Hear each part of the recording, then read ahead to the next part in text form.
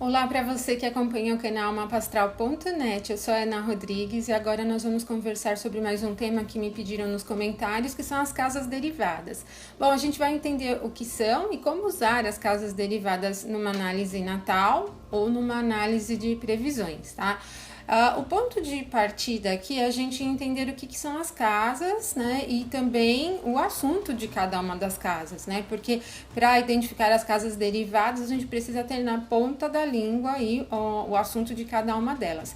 Bom, acho que uma ideia inicial e muito básica, até para quem não estuda astrologia, é que quando a gente faz uma análise astrológica, a gente tem que ter um ambiente, né? A gente tem que ter um ponto físico para observação.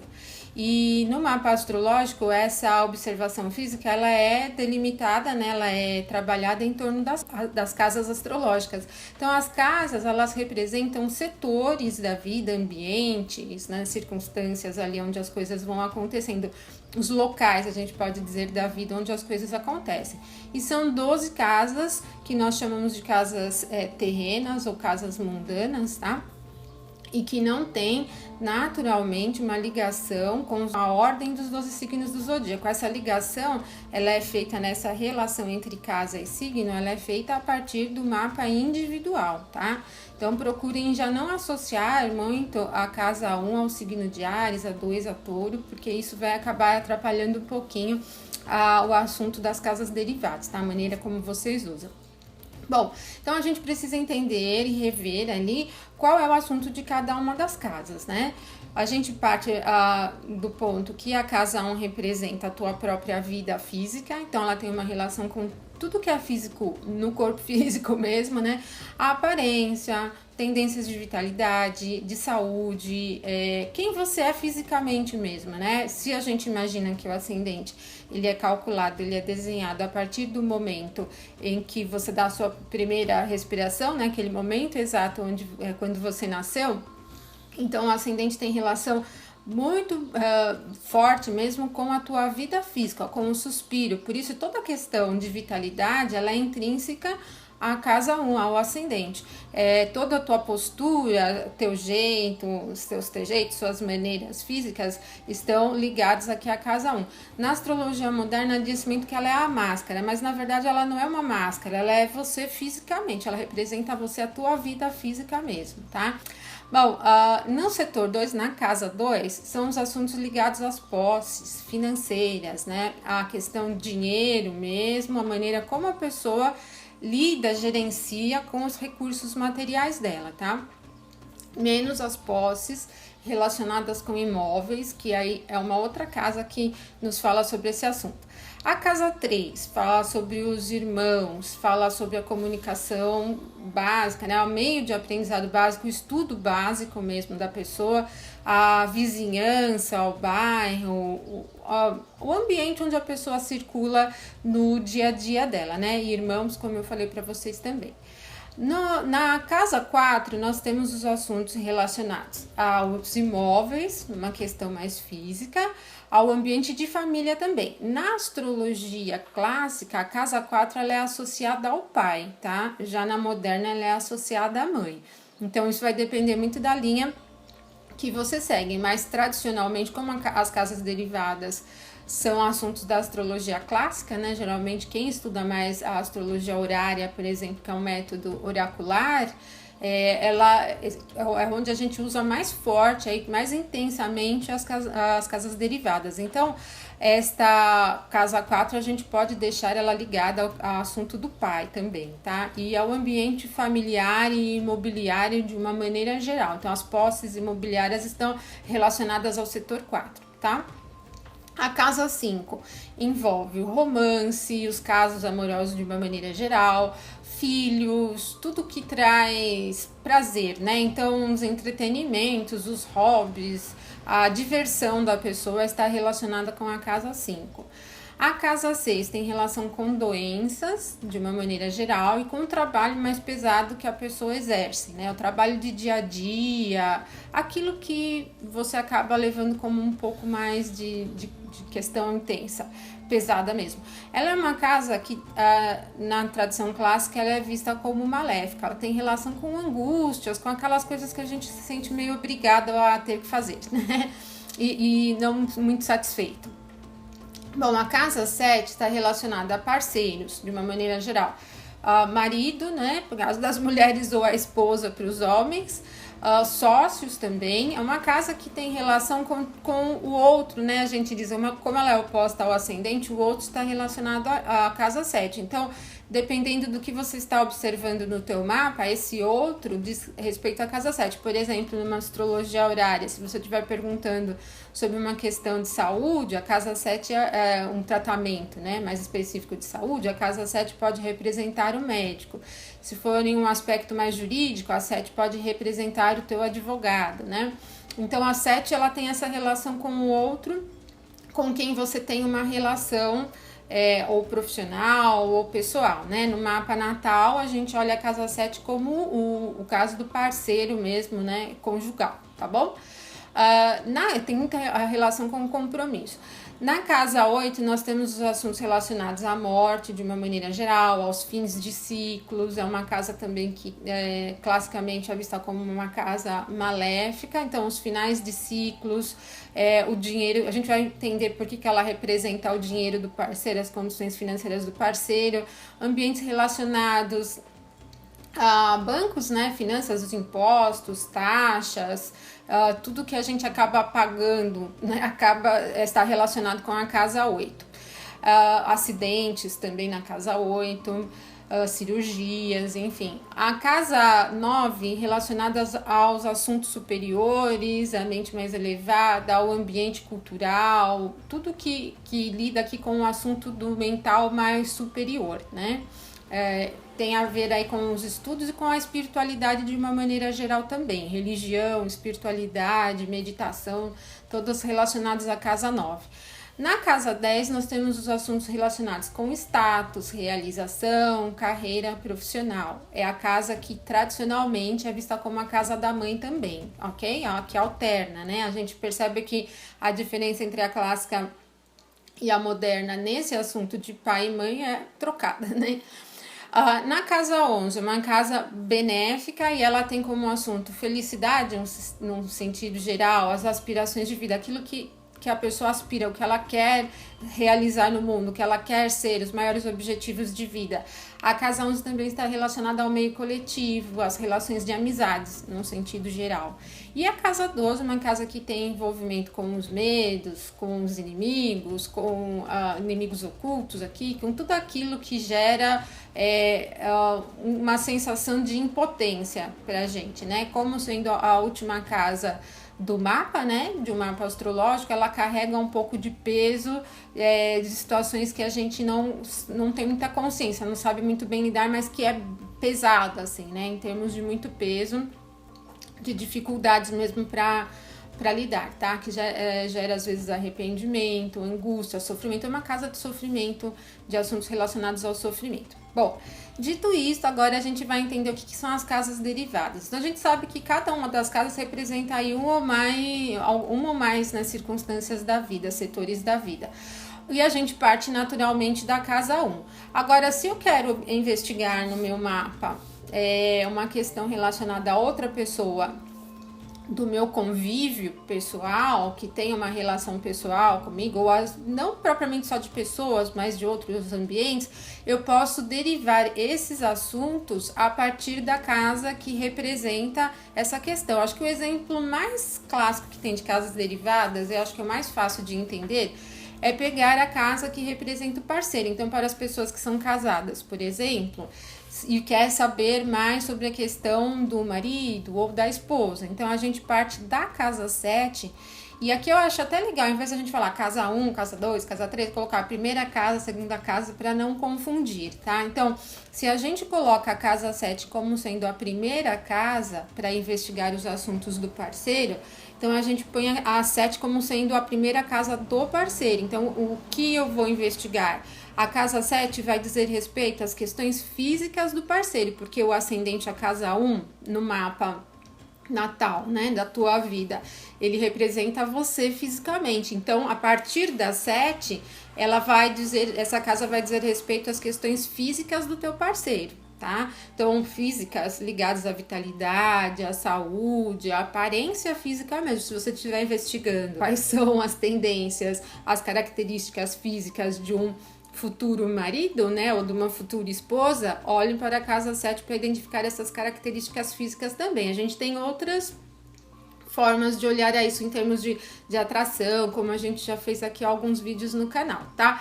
Agora, a casa 2, né, a segunda casa, né, que representa os assuntos financeiros, observando essa questão de assuntos financeiros do parceiro, ela vai ser a casa 8, né? Então, é a segunda casa a partir da 7. Se a 7 é a primeira casa do parceiro, a 8 é a segunda casa do parceiro. Então, os assuntos financeiros do parceiro estarão ligados aqui à casa 8 e todas as condições da casa 8. Os planetas que estão posicionados ali, o planeta por signo, né? As condições do planeta em termos de dignidade, de força e outros pontos também, os aspectos que ele forma no mapa. Então, a casa 8 é a segunda casa a partir da 7, ela fala sobre as questões financeiras do parceiro, né? E a casa 9 vai ser a terceira a partir da 7. Então, a casa 9 vai falar sobre os irmãos, dos parentes de uma maneira geral, do parceiro, né? Vai falar também sobre a questão de estudo básico do parceiro, da maneira como ele se locomove, se movimenta ali no entorno das proximidades dele também, né? A casa 4, né? Quer dizer, a quarta casa a partir da 7 é a 10, né? Então, a casa 10, ela vai falar sobre a questão do pai, né, do teu sogro aí, ligado ao teu parceiro, pai do parceiro. Vai falar também sobre questões imobiliárias envolvendo o parceiro, por exemplo, se ele receber alguma herança, um dos pontos aqui podem estar relacionados à casa 4, se for uma herança em termos de imóveis, né? Ou se ele já tem posses também, né? Imobiliárias ali vão estar relacionadas à casa 10, porque é a quarta a partir da casa 7, tá? A casa 11 corresponde à quinta casa a partir da 7. Então, na 11, você tem as relações amorosas, né, ligadas aos casos amorosos ligados ao parceiro, a diversão do parceiro, o entretenimento, aquilo que ele busca realizar para a questão de prazer, tudo aquilo que traz alegria e satisfação para ele no sentido geral. É uma casa alegre, né? Então, é nessa casa 11 que você investiga aquilo que pode trazer alegria para o seu parceiro. A casa 12, ela é a sexta, né, a partir da 7. Então, a 12, ela vai falar sobre questões de doenças, né, de probabilidades de doenças relacionadas ao parceiro, daquilo que incomoda, muito angustia, que ele faz meio forçado também, né, é uma coisa importante. Aí a gente cai na primeira casa, né, na casa 1. A casa 1 é a casa 7, né, a partir da casa 7, né, é a sétima casa a partir da 7. Ela vai falar sobre questão sua, né, que você é o parceiro do teu parceiro, então vai falar sobre você, da maneira como ele olha para você, como ele te enxerga, as tuas questões físicas também, né. Então você, do ponto de vista do teu parceiro, é a casa 1 também, né. Tá? A casa 2, né, vai ser a oitava a partir da 7. Então, na 2, você tem aí ligados aos assuntos bancários do seu marido ou da sua esposa, as questões relacionadas com as heranças também. Então, se houver uma relação entre a casa 2, né, com a casa 10, do ponto de vista do parceiro, isso pode representar alguma questão ligada à herança, né? Ela vai falar sobre os assuntos de financiamentos bancários, taxas, empréstimos, coisas nesse sentido também, né? E até de recursos que ele pode ganhar, adquirir por meio de outras pessoas, tá? Também é uma casa que tem uma relação com morte, com acidentes, com coisas não muito bacanas.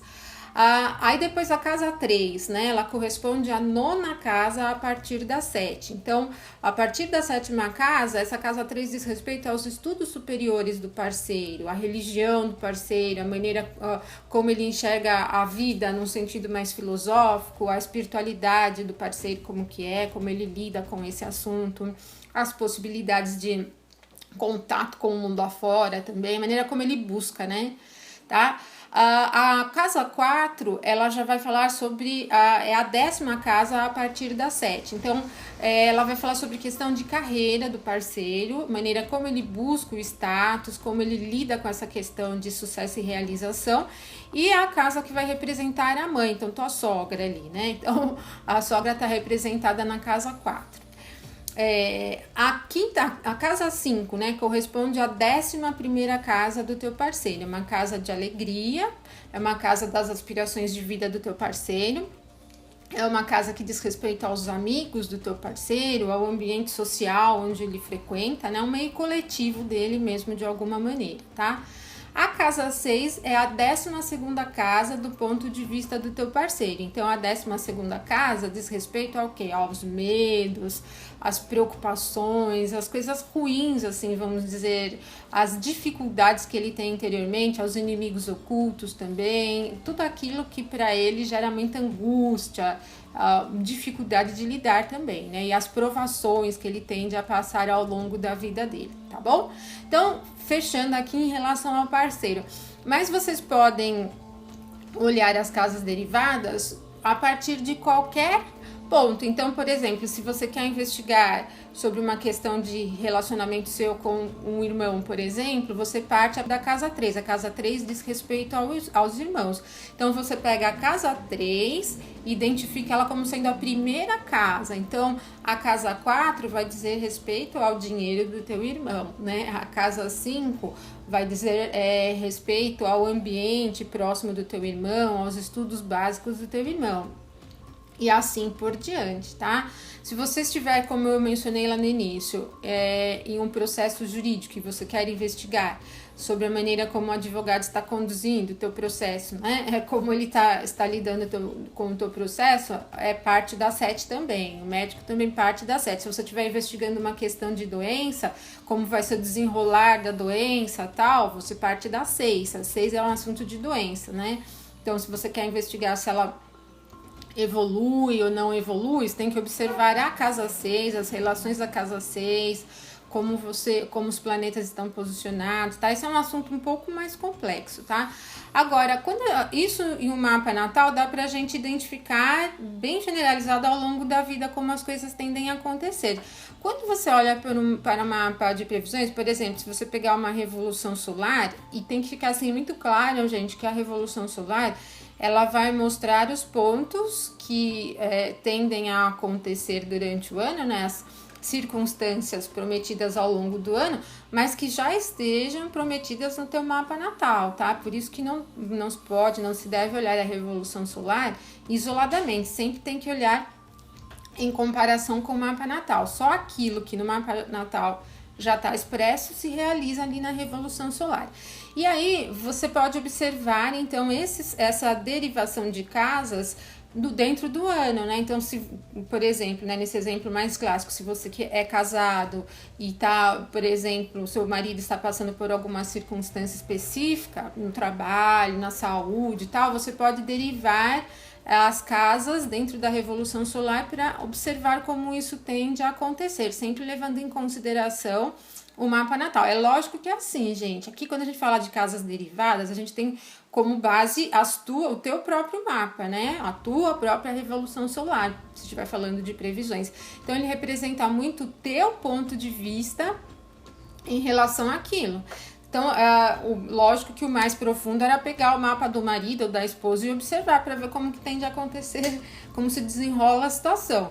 Mas na impossibilidade, por exemplo, você pode usar o sistema de casas derivadas para investigar um pouquinho a mais, né? E depois até se aprofundar pegando o mapa da própria pessoa para confirmar, verificar se aquilo realmente se apresenta ou se é só um ponto de vista teu, né? Sempre o teu mapa natal ele diz respeito à tua vida, então é o teu ponto de vista, é a tua observação da circunstância como ela acontece. Ok, gente? Então, aqui a gente fez um vídeo para vocês entenderem de uma maneira básica, lógico, o que são as casas derivadas e como utilizar tanto no mapa natal como no mapa de previsões. Lembrando que assim, o assunto de casas derivadas ele é muito mais usado dentro da astrologia horária, que é o método oracular da astrologia, né?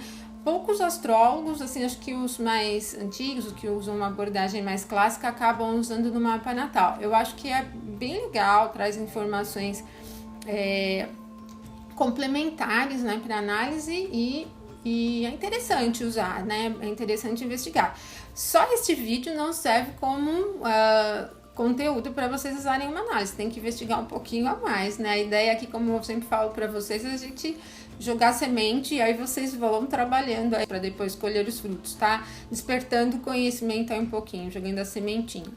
Bom, gente, então é isso. Eu deixo um abraço muito forte para vocês. Peço que vocês coloquem aí nos comentários também algumas sugestões de vídeos que vocês gostariam de temas aí pra gente trabalhar, tá bom?